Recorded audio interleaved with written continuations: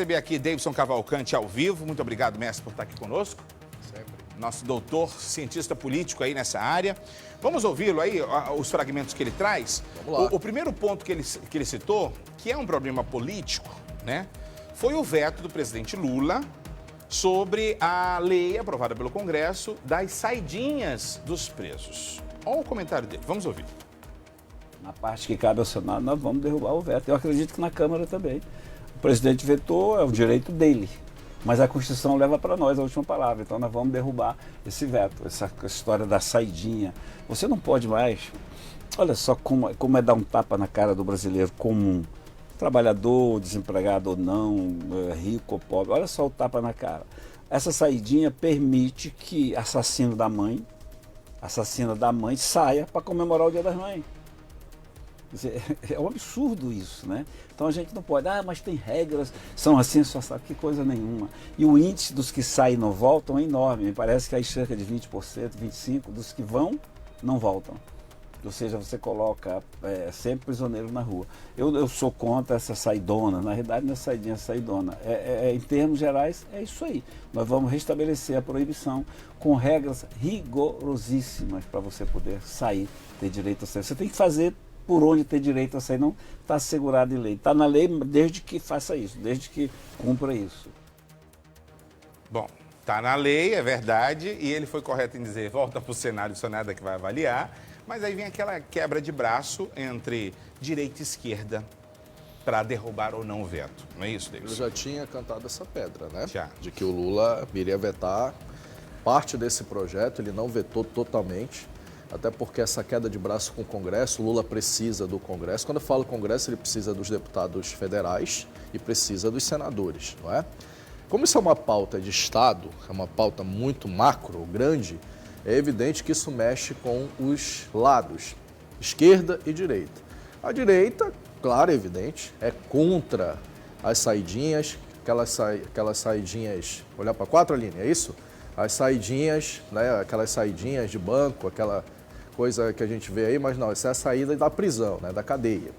Que ali, geralmente, no fim do ano é onde a festa começa, né? Perto do final do ano, em datas comemorativas, os que são privados de liberdade, os presos, saem. E aí, essas saidinhas, muitas vezes, aumenta o número, o incidente de assaltos, latrocínios, furtos, ataques à sociedade. Isso tudo revolta a população que tem pedido medidas mais severas contra a criminalidade. Inclusive, o nosso Código Penal, ele é da década de 60, não é? Então a gente percebe o quê? Claro, o senador está correto, está na lei, está na Constituição. Só que a gente precisa entender que o problema é muito mais fundo. Isso é um elemento que precisa mexer na Constituição como um todo. Um Código Penal que não atende mais às necessidades dos dias atuais, com vários tipos de crimes, é algo que tem que ser pensado também pelos congressistas, pensado pelos deputados, pelos senadores, pensado também pela população e pelos juristas, quem lida diretamente com a lei. Politicamente, é defesa de lados. O Lula sabe perfeitamente que esse projeto, se ele veta na totalidade, ele entraria em choque com grupos que defendem ali uma política de ressocialização dos presos, que essa é uma bandeira muito mais pró-esquerda do que direita, hoje no Brasil. A direita é defensora de medidas duras, inclusive se falava até em redução da maioridade penal e, em alguns casos, prisão perpétua, que é terminantemente proibido e vetado pela nossa Constituição. Como o Plínio hoje está mais na direita e quer muito se fincar nesse eleitor bolsonarista, e já pensando até na sua reeleição, ele que disputa 2026 ali com um grupo muito pesado de concorrentes, já dá aí o sinal de que ele vai brigar.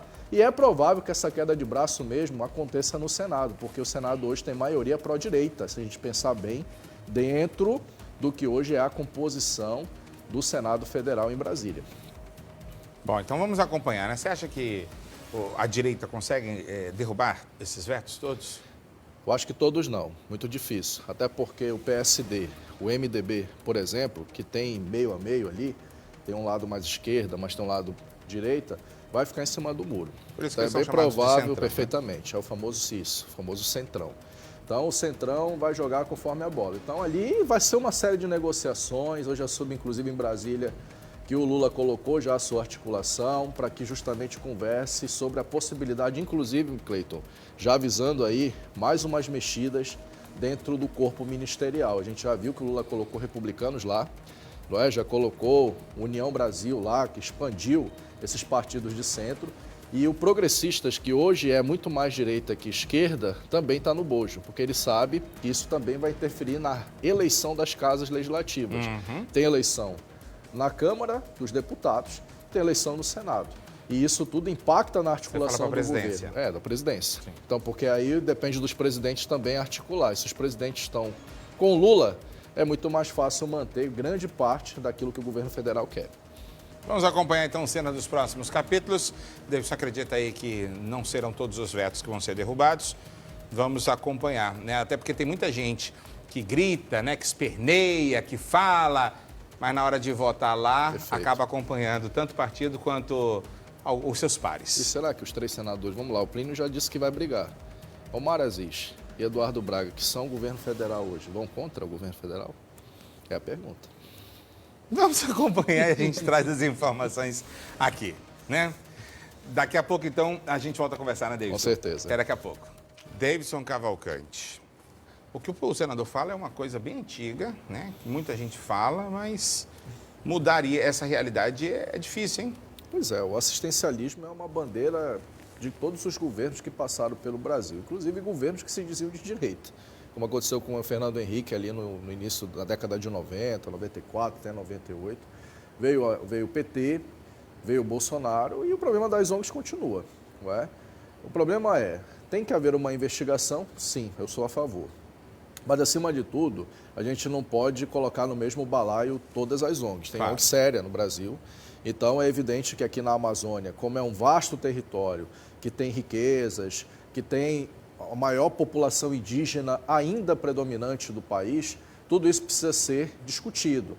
Agora, a gente não pode fazer do progresso, né? Ou seja, o progresso, ele não pode deixar de acontecer por uma resistência, por uma coisa antiquada.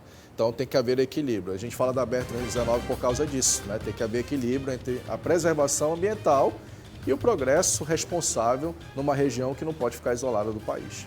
Obrigado, Davidson. Até amanhã. Amanhã tem mais Bastidores da Política. Obrigado, gente, pela companhia. Um grande abraço e até amanhã.